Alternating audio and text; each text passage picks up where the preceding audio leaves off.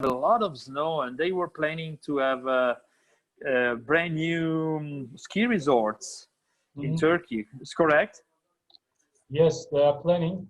It's a little bit late decision, but correct decision, because even in Kars, in the very far east, east part of Turkey, and Okay. Kayseri, and in Bolu, there are plenty ski resorts, but they have to be improved.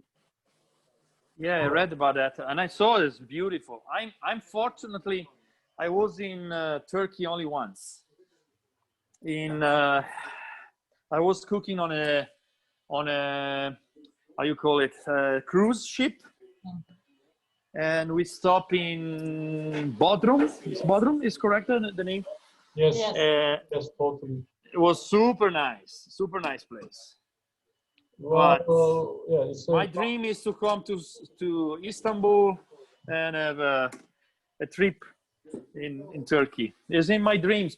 I had to, honestly, my plan was to come in April last year, no, this year, but canceled. Everything canceled. Everything is canceled. Okay. Now the news here is that we can't open the restaurant until after Christmas. Oh. Yeah, it's bad. I mean, we will lose for 35% of our season. Sure. Because it's very dangerous. I mean, we have too many cases right now, and if they allow people to go skiing, it's like in the summer on the seaside, on the beaches, it's very dangerous. People are not aware how dangerous and how difficult it is. And I have a lot of friends that were sick, and someone also passed away. It's really bad. Oh, yeah. Well, conditions are tough in Turkey also. We are increasing number of. So this guy is my sous chef, and I have also my photographer. I have my photographer too, and we are shooting some. Today we are shooting also some recipes for our delivery and takeaway program. Will be the only thing we can do, so we are trying to make it nice, and let's see if it works. So tell me something about your program. So you are in university, correct? Yeah. And you have a culinary program or a gastronomical program? Well, originally we have no gastronomy program at the moment, but we are one of the oldest tourism and hotel management programs, but which is very successful for the kitchen and restaurant operation, because we have 3 kitchen and 1 practice restaurant, which is serving a la carte menu. And Elif is cooking. She's the chef. Yes. Elif is cooking, and I'm for the service part. So every year we had instructed one of our students as a new cook or a candidate for a chef. So we are much more successful than most of the other universities in Turkey. Okay. So you look kind of my age. She's super young. Well, we have to have younger people, because they have the energy and everything. Yeah, the energy. I agree. Yes. I agree. But I'm at your age. Yes, you're right. But without the hair, no problem. Actually, I'm super young, but thank you, chef. No. She's way too young. Yeah, I can tell. It's like my sous chef there. No, it's nice. It's nice to see younger generations to take care about the food and our heritage and all these things. He's very talented. So thanks for it. I can bet. And now I'm going to give you some information about your career and your position. Okay? Yes. May I start? Yes. Okay then. So good afternoon, everyone. Welcome to the second of our masterclass culinary workshop series organized by the Department of Tourism and Hotel Management in Bilkent University with the collaboration of Embassy of Italy in Ankara as part of the Italian Culinary Days between 23rd and 27th of November. So on behalf of our department, I would like to thank the Embassy for this opportunity to make us a part of the Italian Culinary Days. This year, Italian Cuisine Week to be continued in 124 countries simultaneously. The event aims to introduce the Italian culinary tradition by highlighting its quality and excellence. The second instructor of our Italian masterclass is Stefano Masanti. Buongiorno. I leave the floor to him with this small introduction about his professional career. Signor Masanti was brought up in the family hotel, breathing in all the delicious cooking aromas alongside his paternal grandparents in the kitchen and at the pastry chef. So after completing his training in the hospitality industry and taking part in numerous professional cookery courses all over Europe, he started running in Cantinone, and at the same time, curiosity and a love of traveling prompted him and his wife, Raffaella, to become Italian cuisine and hospitality consultants in various parts of the world. He is running Il Cantinone, a family business, since 1989, and he is a Michelin star chef since 2008.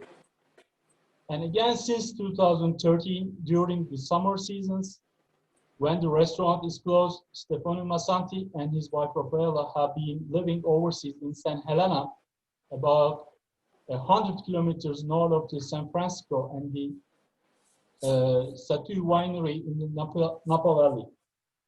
Here, Stefano is executive event chef and in charge of patisserie, and Raffaella is in charge of organizing the events and training front of the house operation. Stefano Masanti's cuisines begins in his Valtellina, but without setting himself too many limits.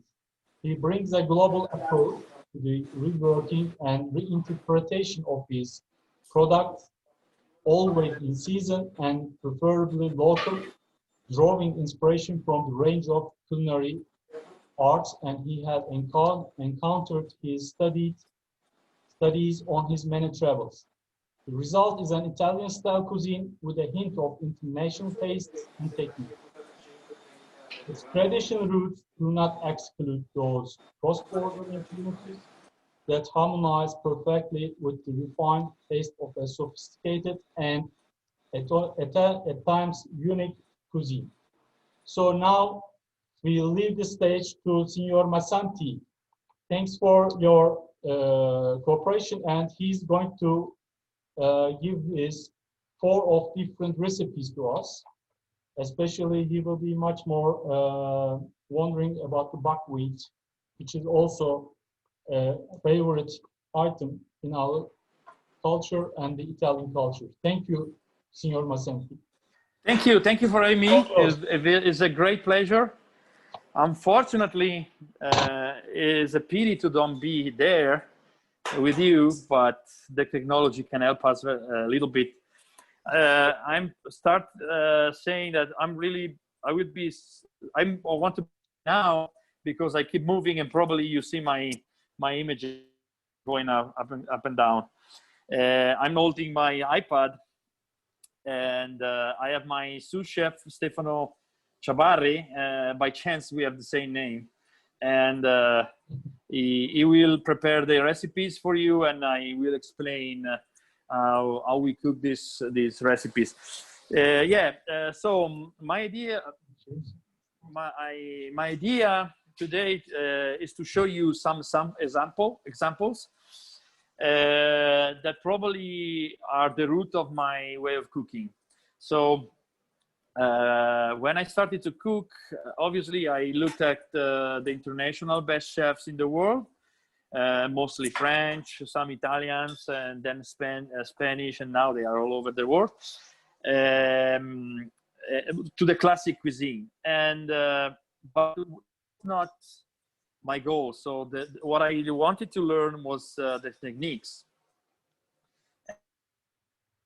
Recipes were important to me to understand how to proceed in the kitchen, but I was more concerned about the skills in cooking, like how to grill, how to boil, how to steam, and all these things. And then me and my wife and my team, we made a huge study about the traditions of our area. So we went back. First, we went back to the library in our place, and we found a couple of very interesting books about the edible herbs, wild herbs. My place is on the mountains, on the Alps, and so we have a lot of fields and different biodiversity is very great in our place. So you can pick herbs, you can pick wild fruits, and also roots, and then we have hunters and so on. So we create a kind of a database of every single edible thing that was possible to find in our place, from vegetables to fish to animals. And then starting from that, we interview at least 45 older people of our area, asking them how they use these ingredients in the past, or if they remember how to use these ingredients in the past. And that was really interesting and very difficult because everybody had a different idea, different recipe. And we met 3 or 4, the first or the second time I met 3 or 4 ladies together. It was a mess because everybody had a different recipe, different interpretation, as probably in the Mediterranean way of cooking, like that we share with you, is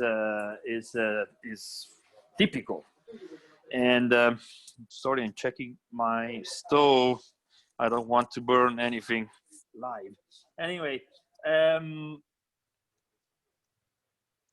so we started to learn from them the traditional recipes, and then we create new recipes starting from there, or trying to localize what was global.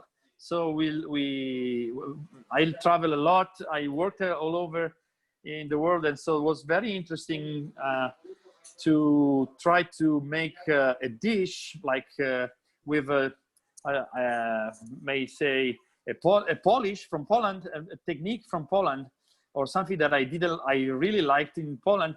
I tried to translate that technique or that recipe with the ingredients I could find in my place. Okay, so for our culture, very important. The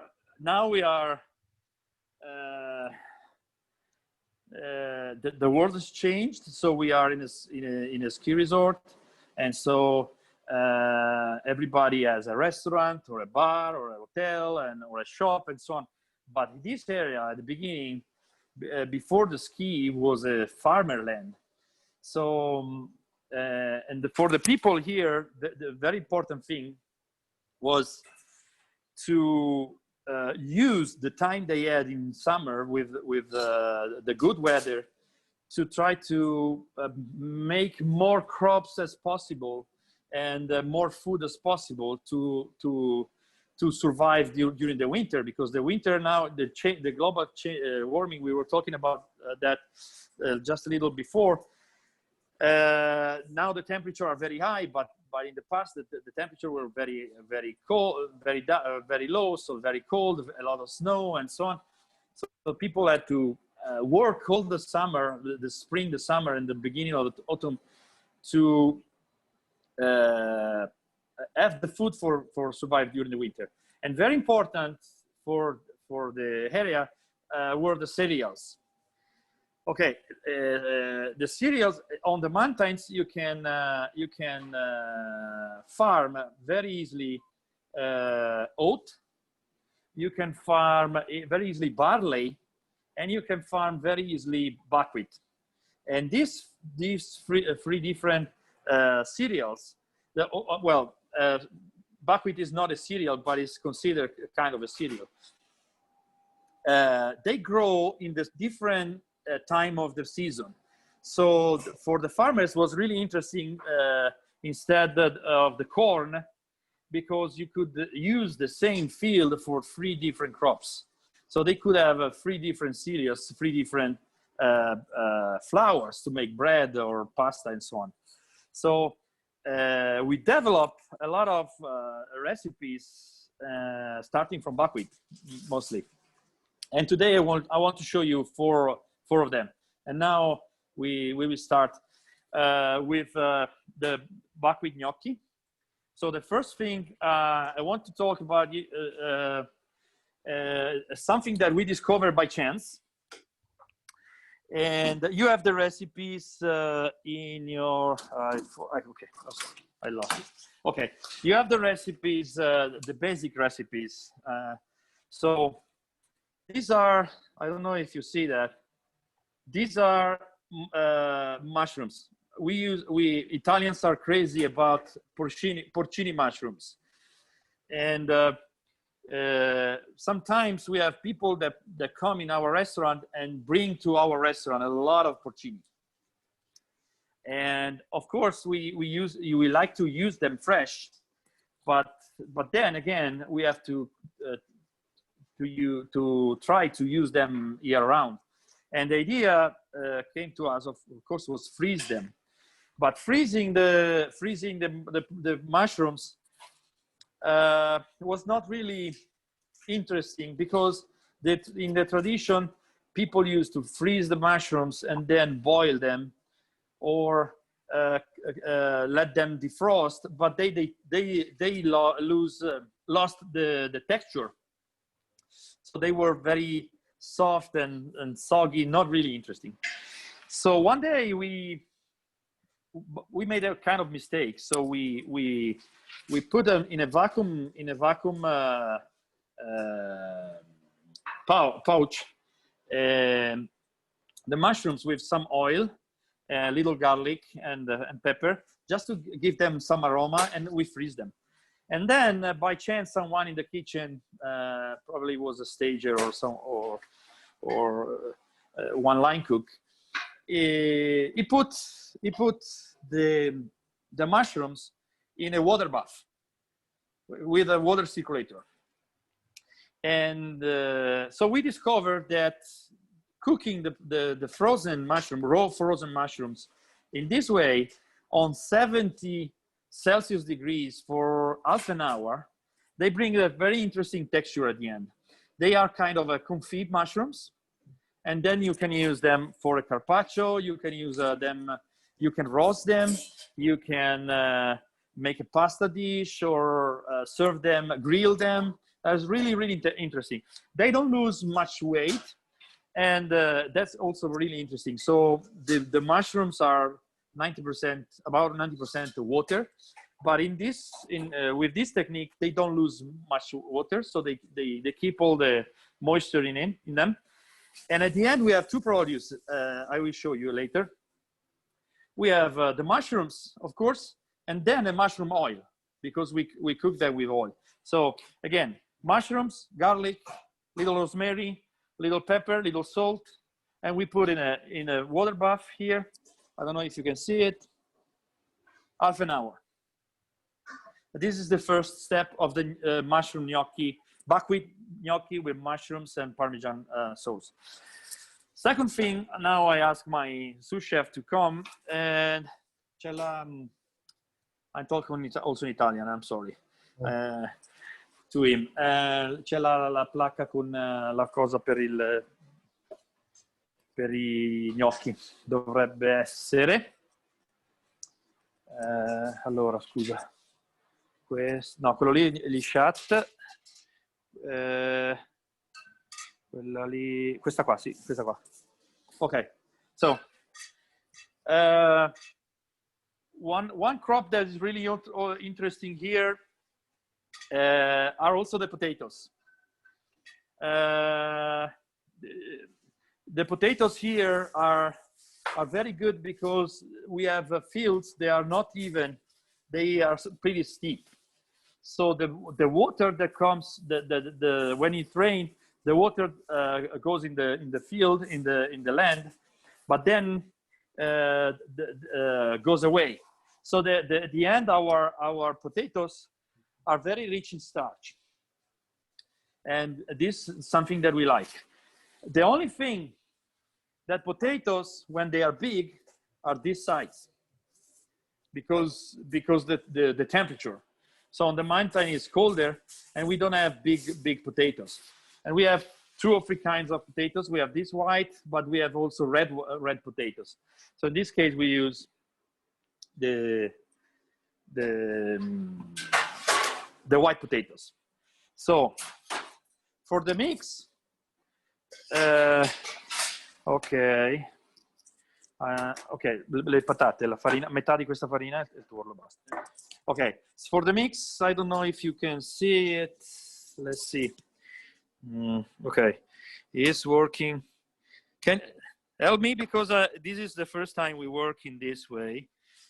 Okay, we have the potatoes cooked and smashed, and then the flour. We mixed buckwheat flour and potato starch.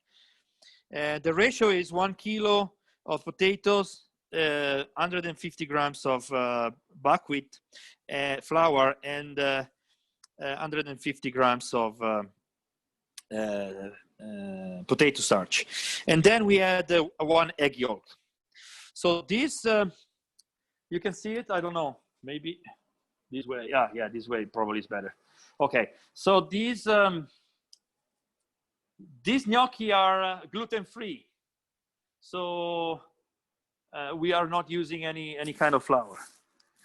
And it's very simple. The only thing that while we are not using potato flour, regular flour, we have to boil them just after we prepare them, or we have to freeze them and cook them from frozen in boiling water. Because if we let them rest, they lose the texture and they become soft and soggy. It's really bad texture. Li facciamo rotondi, eh? Okay, and so you can give the shape you like. We like to make them round, like little smaller than ping pong balls. And on the other side, we have for the Parmesan sauce, we have a very simple recipe. Is cream and Parmigiano. Okay, I show you. Let's see if I can. I'm not really good in this. Okay. Oops. I have to learn about. Okay, we have Parmigiano. What is it? Okay, this is milk, the cream, and this is the Parmigiano. Okay. Now, the potato gnocchi are ready. Oops. Can you see me? I lost you.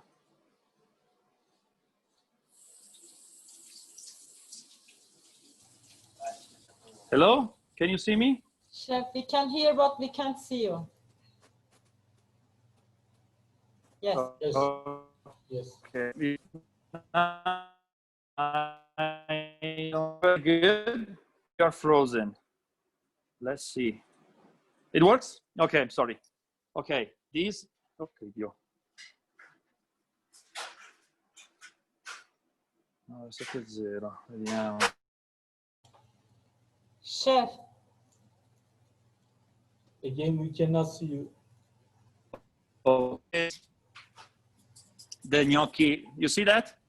Ah, Yeah. Yes. You can see me? Yeah. Okay. This is the gnocchi dough. It's very compact, very firm. Okay.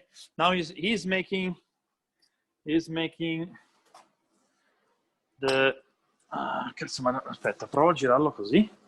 Let's see. Okay. Is making the gnocchi. Vedi Stefano? Aspetta che magari. Ok. Can you see him?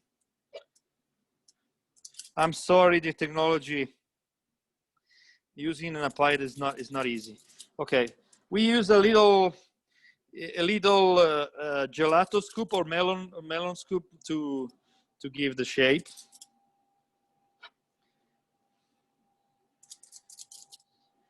Ok, and facciamo una porzione, sì. Sì, farli belli rotondi, basta. Il resto lasciamo indietro.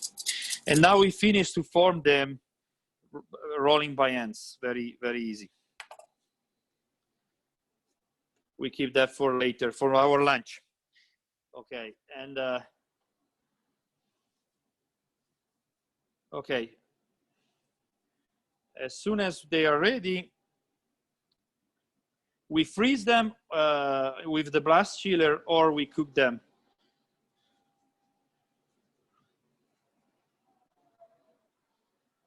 And they are, at the end, I don't know if you can see that, but they are very smooth.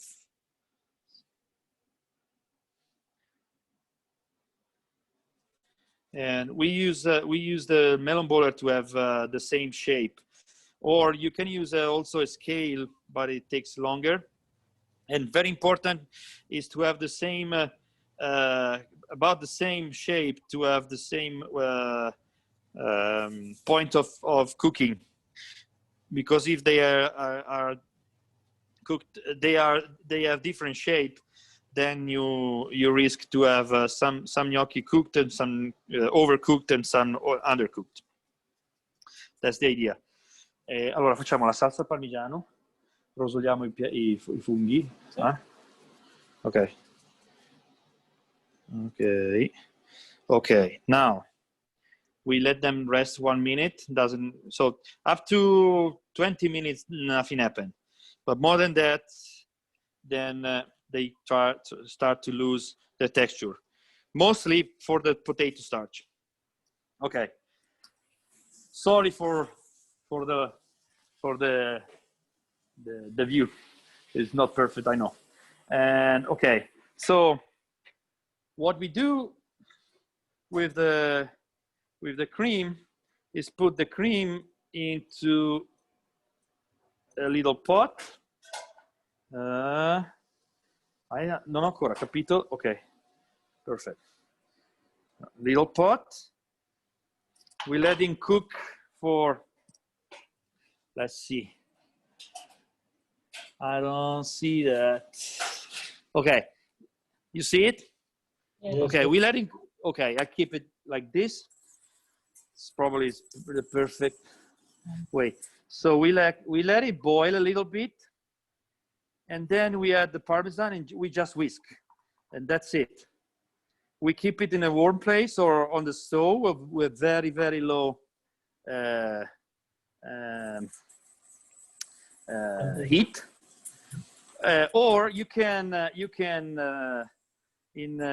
a regular basis, if you are in a restaurant, a good trick is to filter this cream through a sieve and then fill a siphon and use a siphon in a water bath. Okay, that's enough. And now we can prendere una pentolina, usa. Dovrebbe essere, sono di là. Sì, una padellina, rosoliamo i funghi. Tanto anche se, ok. Lì, ok, now we heat it up, the water. Okay. In a little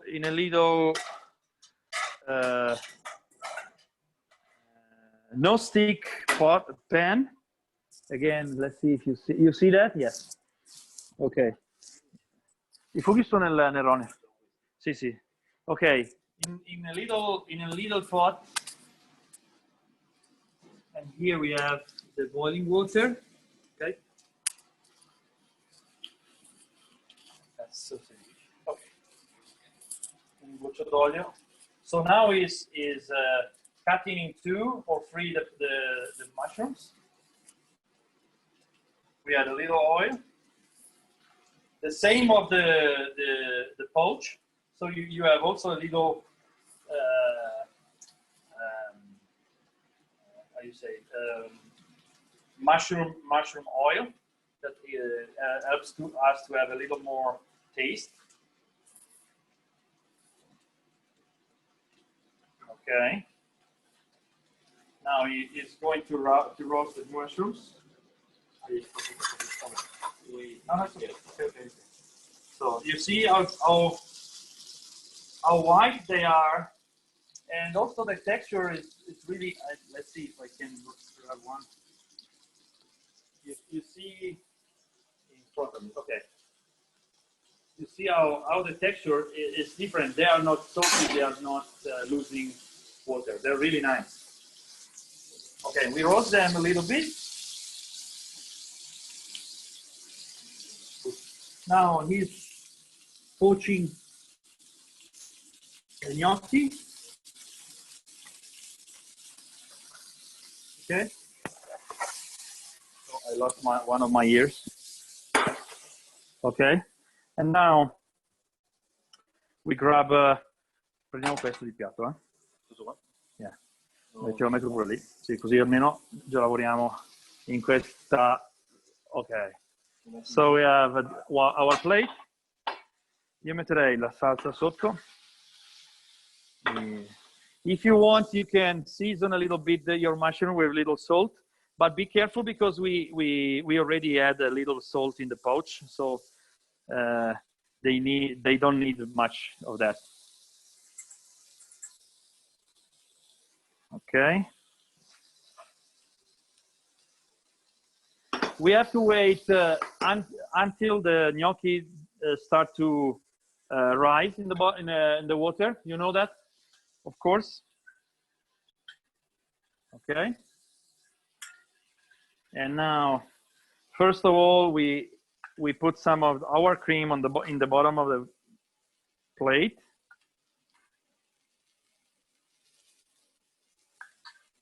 Okay. Even in the plate. Can you see the plate properly? I don't know. I don't. Okay.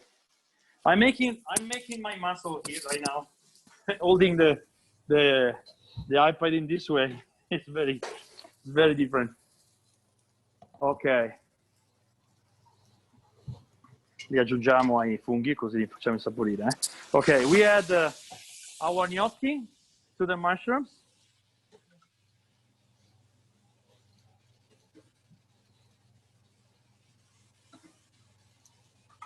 Okay. We salt them a little bit, and then, okay, if they are very dry, you can add a little water.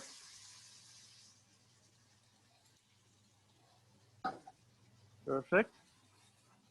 And then let me grab a special thing. So as decoration, you can use fresh parsley, but right now we are in lockdown. We can't drive down in the valley to buy the things. So I will use some dry oregano. Okay, but you can use the herbs you like. Okay, and now Stefano is plating our finally is plating. Okay, in this way. Non riesco a capire. Ok, io metterei 5 o 6. Okay. Of course, at home, they didn't make the gnocchi in this way. They used the old way, that is to make long stripes and then cut them with a knife. But in a modern restaurant, we like to have something nice too. Okay.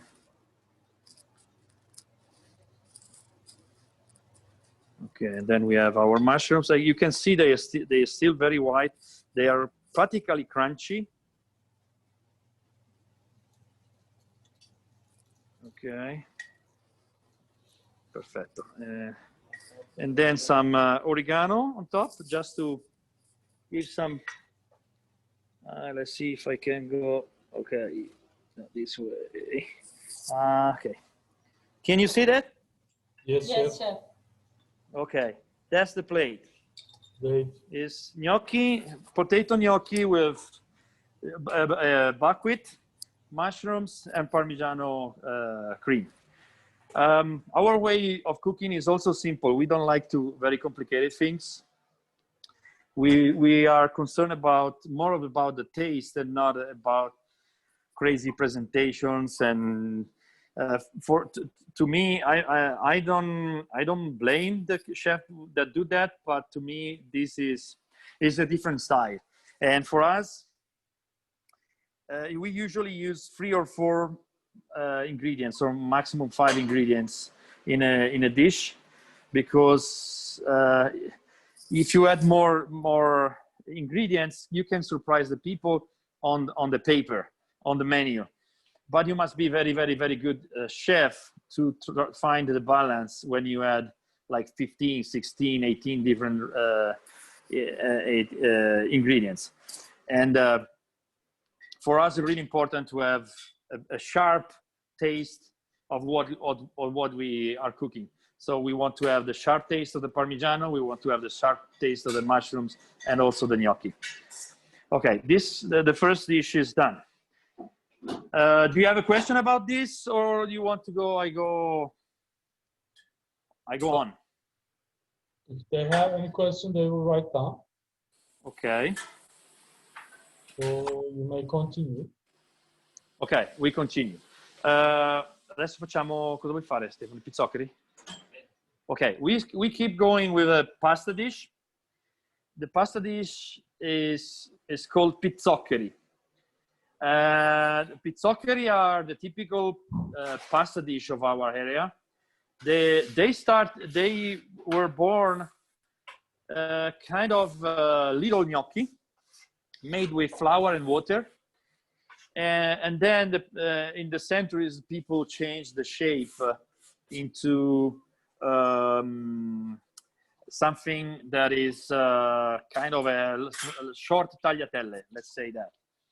And it's based on what the farmer could find in the field. And basically, it is buckwheat again, potatoes again, not mushroom, sorry, cheese, Savoy cabbage, garlic, onions, and butter, because our area is also very, very important in our region for the cow farming, making milk and butter and cheese. We have a very famous cheese here. It's called Bitto. Is a slow food presidium, and is the cheese that in the world can age. Is the cheese that can age up to 10 years or 12 years, and I think is a kind of a world record. Is 90% cow milk and 10% of goat milk. And so the farmers develop a lot of recipes starting from the same ingredients, probably the same in Turkey, or I'm pretty sure. So the ingredients are, for the pasta, we already mix it, but I want to show you. Okay, this is buckwheat and regular flour. Okay, so we mix the buckwheat and the regular flour in a mixer. Okay, show you here. And we add some natural water. Mezzo kilo. Yeah, natural water. So the ratio of the water is half of the weight of the flours. So if you have 1 kilo of flours, you use 500 grams of water, cold water, or hot water. It are two different styles. I like to add hot water. My sous chef likes to add cold water. If you add hot water, you have to work on the mass a little less, because hot water helps the buckwheat to glue with the regular flour. If you are using cold water, you have to work the mass a little more. So that means that also you have to let it rest a little more. Okay. So while he is mixing, and I will show you the final result, is kind of a regular pasta dough. We can go ahead. Let me grab a little. I don't remember where I have the stove. Okay, the stove. Okay. Now I have a little pot, a little pan. Sorry, and in this little pan, I put some butter, and then some garlic. I just squeeze the garlic. I don't have to peel it. Just squeeze a little bit, and some sliced onion, and a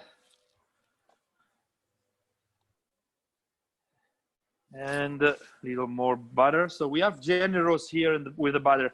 In our area now we have some oil producers, but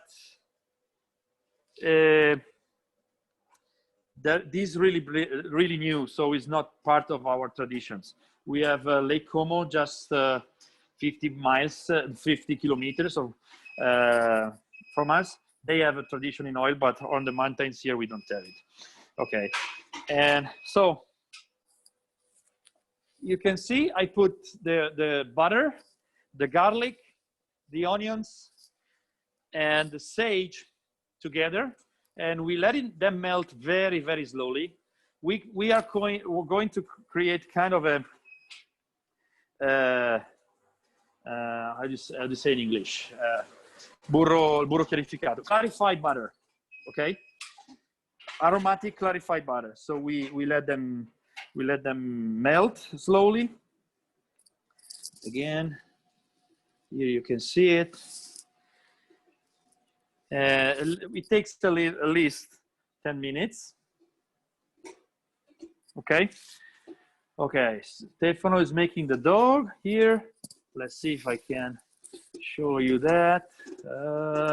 Yeah, you can see him. It's a little bit difficult. Okay, now we show you the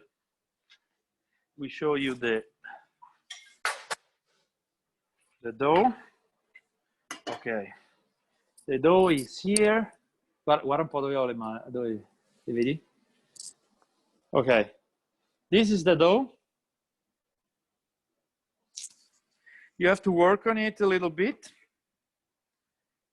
It's a pretty hard dough. You work a little bit with your hands. Okay, and now we let it rest a couple of minutes, and then we cut it in short tagliatelle. Then we have another ingredient. There is the Savoy cabbage. We blanch them. The greener leaves. Okay. And then we have the local cheese. You can when we had the emails for the recipes, I told you can use Fontina. Fontina gives a little more characteristic taste because Fontina is really intense. Our is similar to Fontina. We slice them in little cubes or sliced,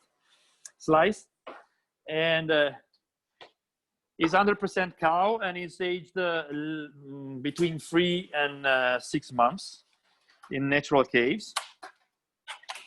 And then we have the old cheese I told you about.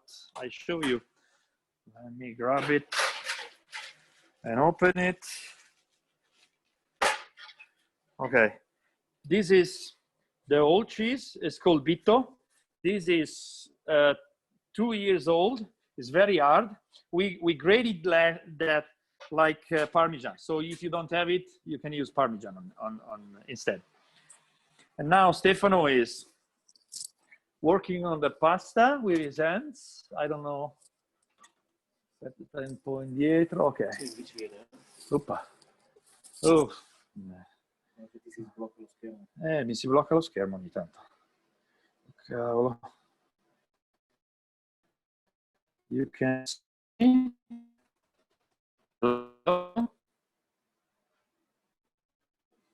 Okay. Sometimes I lose you. Okay.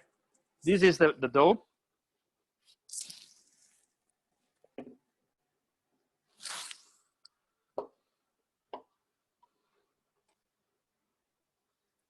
It's pretty elastic.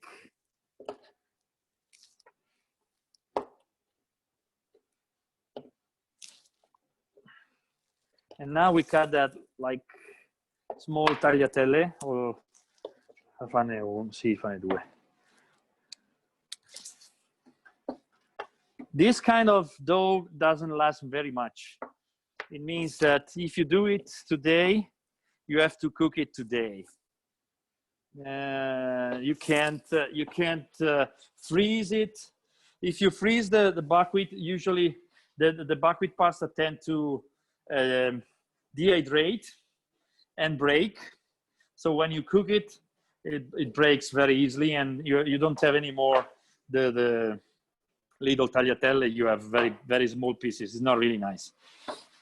And if you also leave in the refrigerator, they lose textures and they get very wet. Okay, now we slice.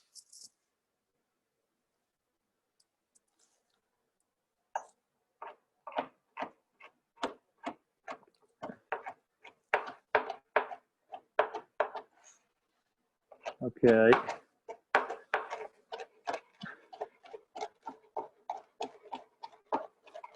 Okay, this kind of pasta you can make also with rice flour. Is not our tradition, but my daughter is celiac, so she can't eat gluten, but she loves pizzoccheri, and so we developed the recipe using rice flour instead of regular flour. The problem if you use rice flour, you have to use for sure very hot water to develop better the gluten that is naturally in the rice. Okay, so now you can see the butter melted and getting all the flavors from our sage and garlic and onions. And then beside, you can see a little container. We pre-boiled a potato, and we sliced the potato in cubes. Okay. And then now we cook the pasta. Yes. So in the tradition, the people used to cut the raw potatoes and cook them like 50 minutes, then add the Savoy cabbage and cook for 2 more minutes, and then add the pasta and cook everything together, and then mix and finish the pasta. What we like is to cook them separate to keep the flavor, everything. Okay, so the pasta is boiling here.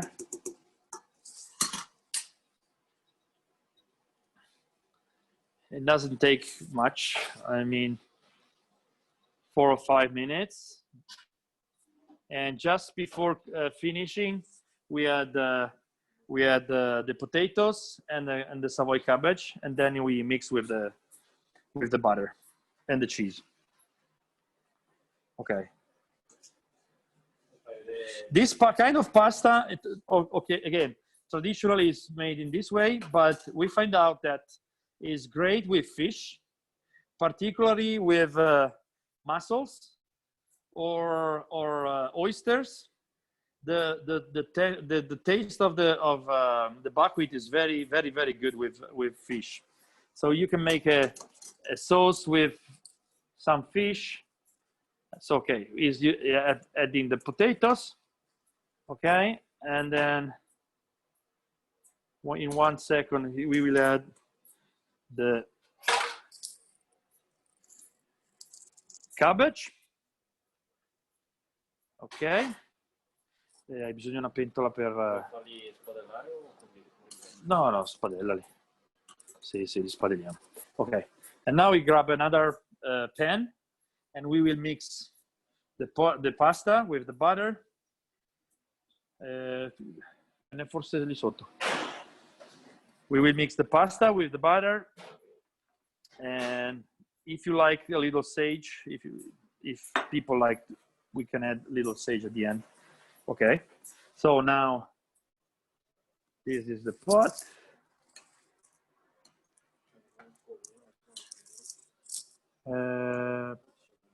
È lì nel cassetto. Ok. Ma puoi anche farlo un po'. È uguale, Stefano. Aspetta che ti ho perso. Ok. Ok. Sì, una porzione. Usiamo quello. Ok. Now you can see the pasta is cooked. It's pretty thick, eh? It's pretty thick pasta. Very rustic. Okay. Now we filter the butter into the little pot. We are generous with the butter. Okay, if we usually prepare the butter in advance, so we separate the casein from the rest of the butter, so the clarified butter is much more light. Okay, just a little bit of water of the pasta, and then we add the cheese, and grate a little bit of the old cheese too.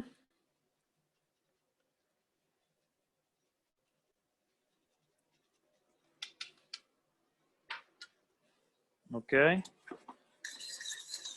I cubetti ce li abbiamo messi in gelo? Mettiamo in gelo, ok.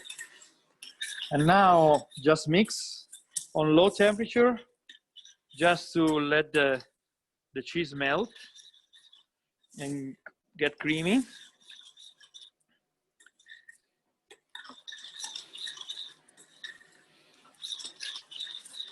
It takes just a couple of minutes.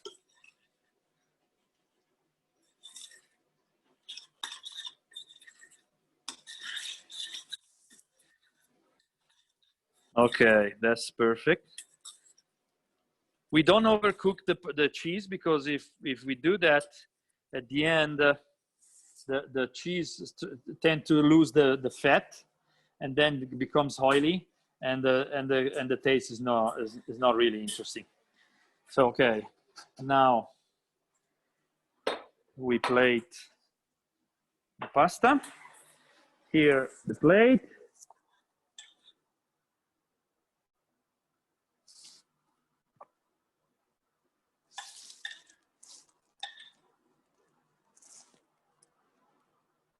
Okay, and that's it. Very simple. Unfortunately you can't smell it, but the butter and the mix of the butter, the cheese, of the garlic and the onions and the sage is really interesting, and the cheese is very gives a very interesting touch, and also the old cheese gives a deepness into the dish. It's a very long flavor, and very successful in our area. Consider that if you eat them you must be a good skier because they are very heavy. So you have to go to ski all day, and maybe at night you can have a dish, or you must be a farmer. So this is really traditional. Okay. We can only imagine the smell. Sorry? We can only imagine the smell of. Yeah. Unfortunately, yes. Maybe one day we will have the chance to cook together. I don't know. Yeah, we hope so. Yeah. I don't know. Again, if you have questions from your students. Chef, there's no question, not yet. Okay. Well, if there probably they are sleeping or what? Well, probably can be, yeah. they want to eat it. Okay. No. Yeah, I know to stay focused in this kind of interaction is very difficult. Chef, actually, there is a question from Yes. Durmuş. Okay. If we need to use rice flour instead of regular flour, is the proportion same? The same, yes, correct. It's half and half. Thank you, Chef. So, yeah, the same proportion I gave you.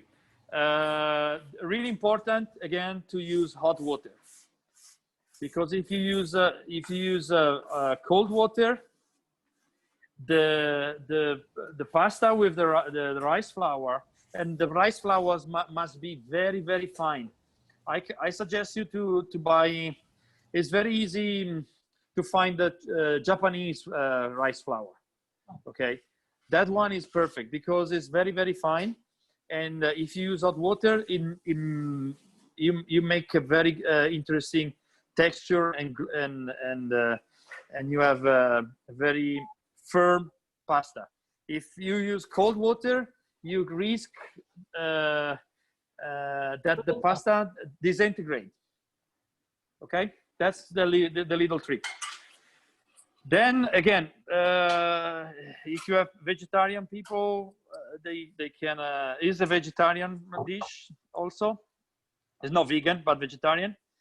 And but if you like to have also with lamb, is really good, this kind of pasta, because it's a very strong contrast between the taste of the pasta. You know, I mean, if you eat spaghetti bolognese, for example, you can make a bolognese of lamb. Lamb is really intense, really good, but you risk, if you use regular spaghetti, so the durum flour, that the spaghetti become they disappear. Okay, if you use buckwheat has a very strong taste, so you have a contrast between your ragu, your bolognese sauce, and your pasta, so you can taste both. And it's really, for me, it's more interesting than it's not only a support, but is a main ingredient. Okay, so the third recipe is super simple. Li mettiamo in freezer. Okay, so we have buckwheat. This we call them chat.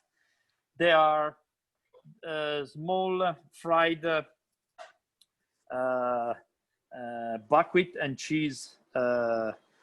Is a buckwheat butter in which we dip the cheese, the same cheese we use for the pizzoccheri, and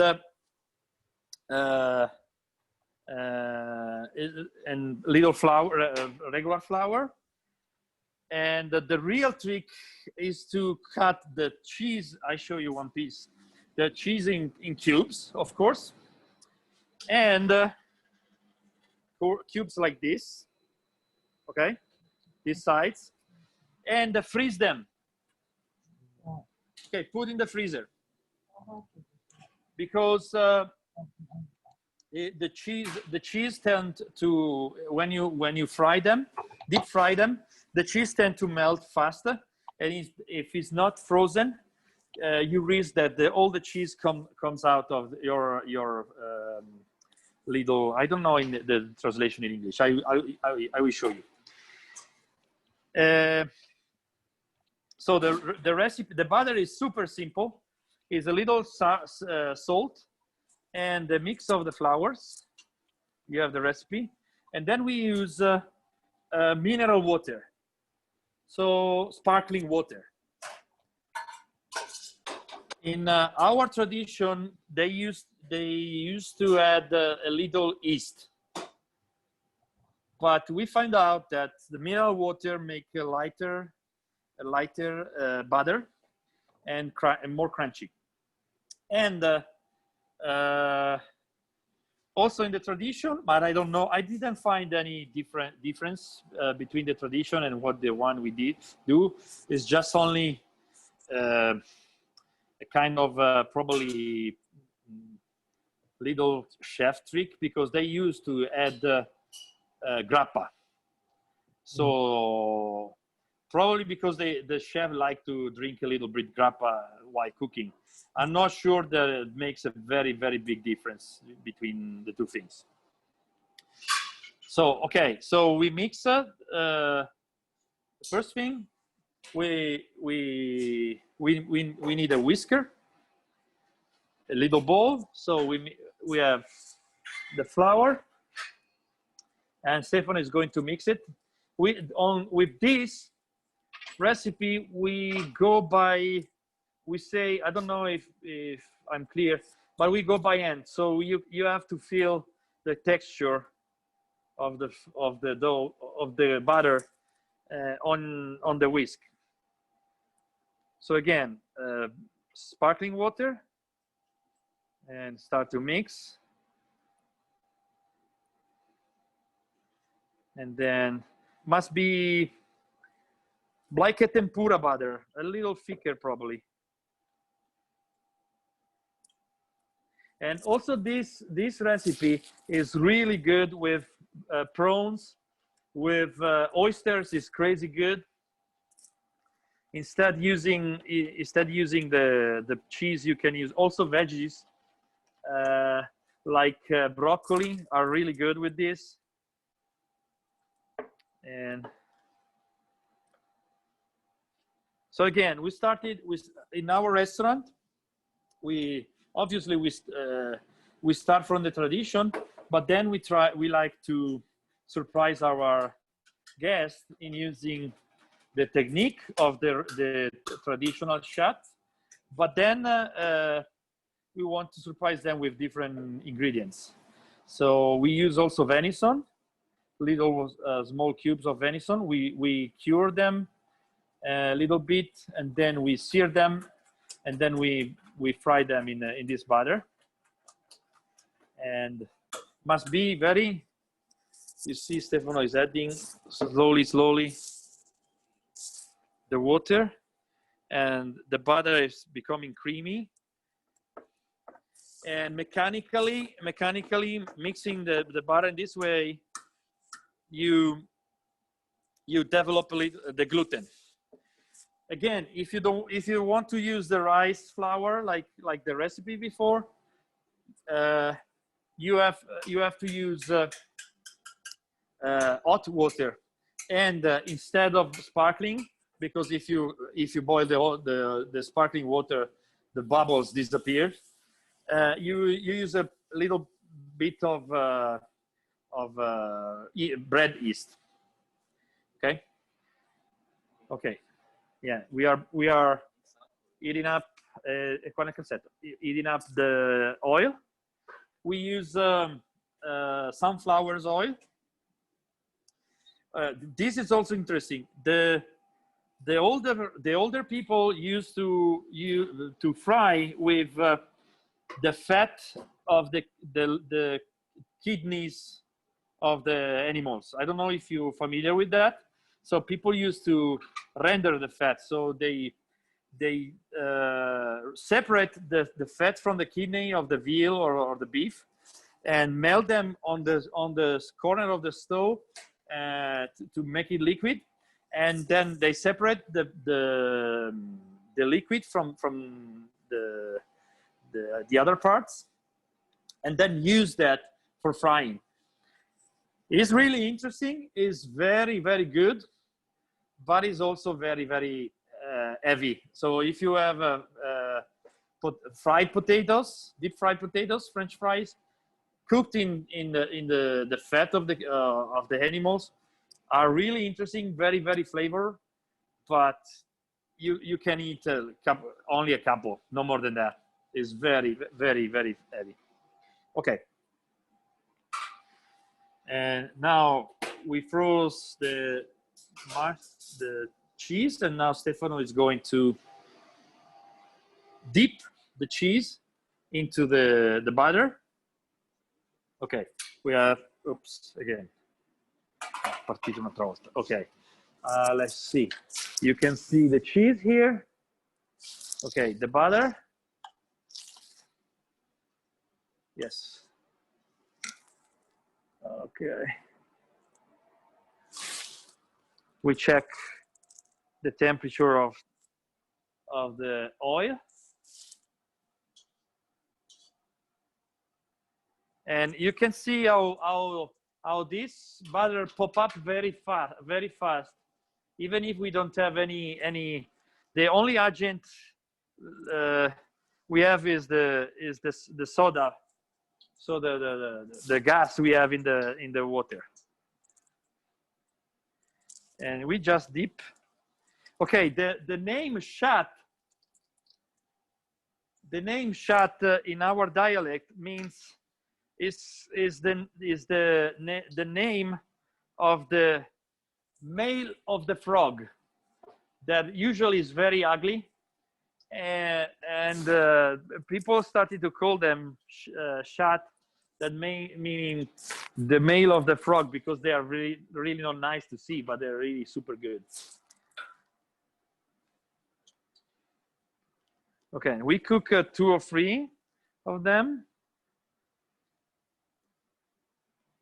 Then this shot you can deep fry for a while, and then you can blast chill and finish them later, or put them in the oven on 180 degrees for about 10 minutes, and it works very well. It works very well. I don't know if you have something similar in Turkey, because sometimes I discover that I show some recipes, and then in other part of the world they have something similar. Yeah, it's very funny because you think that you are unique and you're not. Yes, we have similar recipes. Okay, what do you use in this kind of? What do you fry in deep fry in that? Well, the one which is very similar to yours. Okay. It is served as a savory, and also it has been a derivative which is formed by this method is a dessert. Okay. So when you what do you put in it? In it we don't put something, but on top we use some cinnamon and so on. Oh, okay, I got you. But okay, I show you one. You see how they come? Yeah. Very very ugly. But they are crunchy. They are crunchy outside, a little soft inside, and the cheese melts inside again. So you have 3 different textures. Tasty. Yeah, they are super tasty, and yeah, and then we cut one so you can see that. Il piatto gli altri. Okay, I put them in. Then we usually make a little bed of salad like this, and this in Italy, in our region, is considered an appetizer. You usually serve 4 or 5 to each guest. And now we make one more, and then we cut one, and I will show you how the result must be. Actually, we have one more recipe with something like that. We use cauliflower. Okay. Fried, and we serve it with garlic yogurt and tomato paste sauce. Okay. I remember I was involved years ago in the world sandwich competition. You can see that? Yeah. Yeah. Okay. Delicious. So, and I was in the jury, and we were 6 or 7 chefs and some journalists, and we had the guys. It was in Paris at the bakery school of Paris, and we had guys coming from all over the world: Italy, France. I remember a Cuban guy, an American guy, an English guy, and so on, and a Turkish guy, and everybody thought, because most of them they were French, that the winner would be for sure a French guy. They were very, very skilled. They were very, very, very precise. They were very, very, very professional. Okay. And the guy who won was the Turkish guy. Oh, because the Turkish guy made a sandwich with duck, and I don't know the name of the sauce. He used a very typical pomegranate spicy sauce. So I mean, it was great because he used only 3 ingredients and the good bread. He marinated the duck and he cooked the duck perfectly. But the touch was his culture in it. So I think if you close your eyes, you could taste turkey. You know. Yes. And so he won, and finally the French chefs, they were not very happy about that, but honestly it was the winning of the taste. Right. The winning of the biodiversity, because all the other guys, they were very chemical. They use foie gras, they use caviar, they use very, very fancy stuff. And this guy made it very simple, but very tasty, and he won. So I'm very curious, and I hope to come one day in Turkey and taste your food. We will be very happy to have you in our department. Why not? Yes, why not? We can cook and eat. Yeah. We can cook together and see what happens. We can share our cultures. Yes. Okay. Any questions about this recipe? Not this one. Okay. Beforehand, the gentleman was asking about mushrooms. Okay. So he asked us, do we keep them in the vacuum pouch when you put into the 70 degrees water bath, or yes, yeah. So we first freeze the mushrooms, then we put the mushrooms in a vacuum pouch with oil and some aromas. We like garlic, we like pepper, and we like rosemary. But you can use the one you use traditionally in your recipes. And then we vacuum seal. Then we cook in the vacuum pouch on 70 degrees. This is really important. First, it keeps the texture and all the flavors in the pouch. You don't lose practically any water from the mushroom. And also, you don't touch a very dangerous temperature that can be very dangerous for the bottling. So if you go over, if you cook the mushrooms on a higher temperature, you risk that the bottling die and develop the toxins. So if you cook on that temperature, you don't develop the toxins. And then we usually cool down in a ice bath, water and ice, we let them cool, and then we separate the mushrooms. We separate the mushroom from the oil. Okay. And then you have these two different ingredients: the mushroom oil and the mushroom. If you consider that in a vacuum pouch sealed, you can keep them up to 3-4 days, and in the refrigerator 1 or 2 days, and the oil can last up to 1 week. Okay. Okay. Thank you, sir. Okay. Then the last will be a dessert. A simple dessert. Let me grab the ingredients. Okay, we have very heavy. So it's based. This is a cake. This is a cake.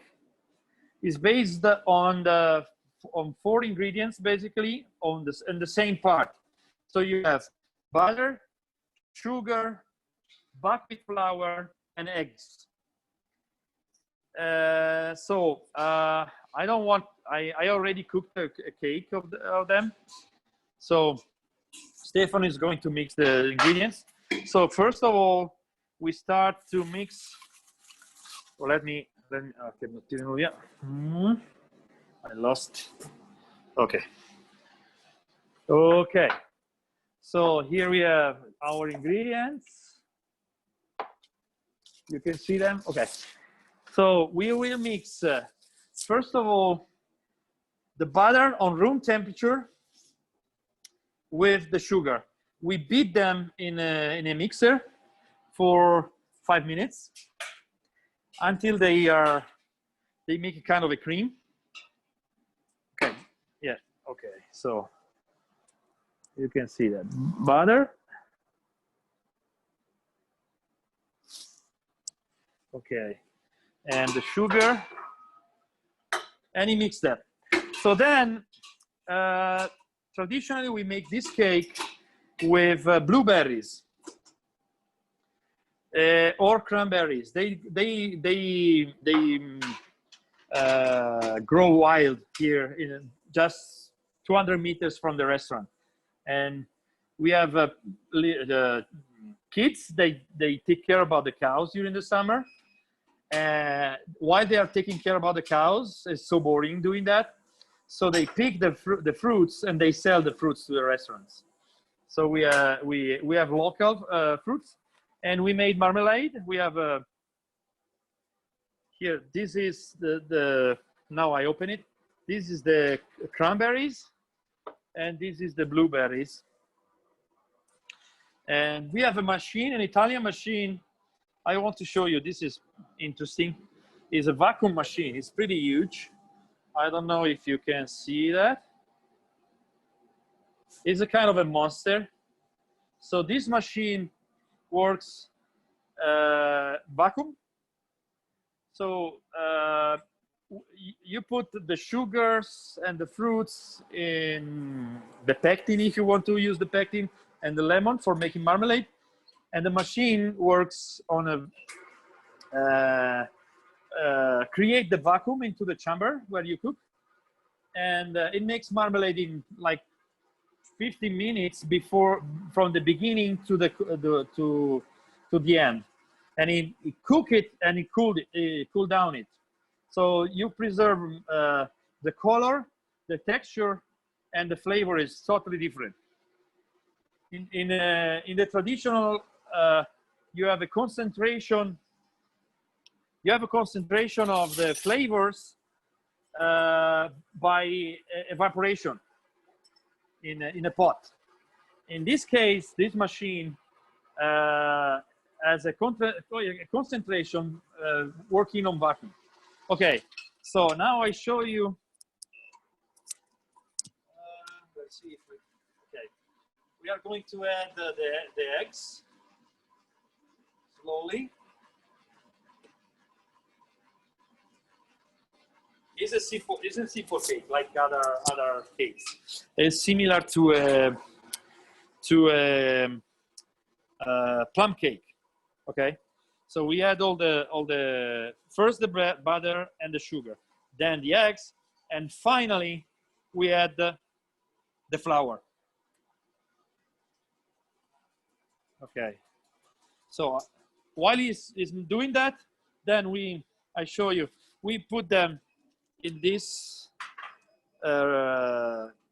metal rounds with some parchment on the bottom, and we cook them on 180 Celsius for 45 minutes.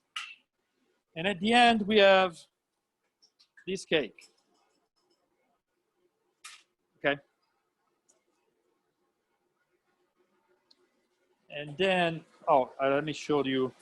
Mi apri questo per piacere? E questo.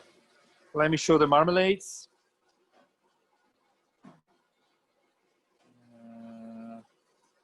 Adesso, and let me grab a spoon.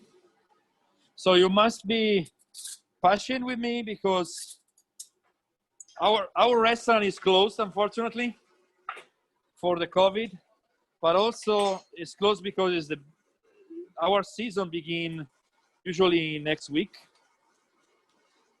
And I just came back from the United States. I don't remember where I have my stuff. Okay, this is the cranberries. You see that? Very nice bright color.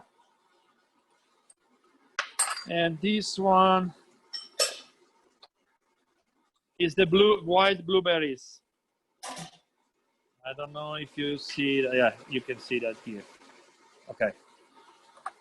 We use so we have a laboratory next to the restaurant, just 500 meters from the restaurant, in which we produce salumi. The typical salumi of our valley is bresaola. Bresaola is made with beef, and we produce also halal bresaola, and for a company in Dubai. And we cure the entire muscles of the leg of the beef with salt, garlic, and some other aromas like pepper, like juniper, like cardamom, and so on. And then we age them. And beside the salumi production, we also produce. We are trying to reintroduce the tradition of use little things like we dry herbs for cooking. We dry herbs for teas. We make marmalades with local fruits, and so we were able to recreate a microeconomy in the area. So we have a lot of farmers working with us, and a fisherman on Lake Como. They fish for us, and we make also cure the fish and so on. And I think it's very important to try to keep it, because if you have to come from Turkey and visit me, or if I want to visit you, the most important thing is to find some authenticity, even a modern way of cooking, but something that I can't find anywhere else. So I'm very excited for the example of before of the, as I told you about the sandwich. One of my goals when I will visit Turkey is to, maybe if it's possible, to see someone who produced this kind of sauce, because this is your heritage. I want to travel and see authentic things. If you come in my restaurant and I cook for you spaghetti bolognese or carbonara, you can have maybe very good one in Ankara or in Istanbul. You don't have to travel and come in my place. And very important for me is that people find a way to travel in the future and experience the real things and touch with the hands or see the culture, the ideas, the different point of view of the kitchen that is also part of a regional or national culture. I don't know if you agree with that. Totally. Butti dentro la farina e facciamo finta di... Our food culture through our traditional ingredients. So it's very important in modern world. We have to protect it, and we have to show it our young generation, so they can learn from us. I mean, yeah, the very important. The real thing is, again, imagine this area is covered with snow by six months out of the year, and when I start to cook here, a lot of people thought that was impossible to cook more than 4 or 5 different recipes, and we developed more than 600 or 700 different recipes, starting with from even things that we have, but we didn't know that we could use. Like this was not in our tradition, but traveling, seeing other places, we discovered that we have here, like in the northern part of Europe, we have a herb that we never used. Nobody used here in this area. I asked also the university; they didn't know about that. But we discovered that kind of herb is used in Denmark for cooking. So we started to use that in our way, and we discover a new ingredient for our kitchen. So at the end, we don't need to buy ingredients from other parts of the world or other parts of Italy, because we have so many here undiscovered, and it's so nice, it's so incredible to find a way to use them and discover them. It's kind of a baby when it goes in a pastry shop, you know. You feel so excited and so happy to use that. Okay, so the cake is ready to go. Okay, we mixed all the ingredients in the order I told you. So butter and sugar, and then adding the eggs slowly, and then at the end the flour, and we put them in the oven. Of course, we made it before because I don't know what to tell you in an hour. And I made them this morning. Allora ne tagliamo una fetta, così mettiamo le 2 marmellate. Yeah, okay. So now Stefano is cutting a slice of the... mettiamo dopo. Okay, he's cutting a slice of the cake, and he's plating with the 2 marmalades. This is super simple. We usually add the vanilla gelato. We use sometimes we add whipped cream. Sometimes we add yogurt. It's up to you. My wife loves when I do this kind of cake if I add some nuts. And I mean, this is the base. It's up to the chef or the cook or the lover to... Okay. And this with a hot chocolate is a great dessert after skiing. Yeah.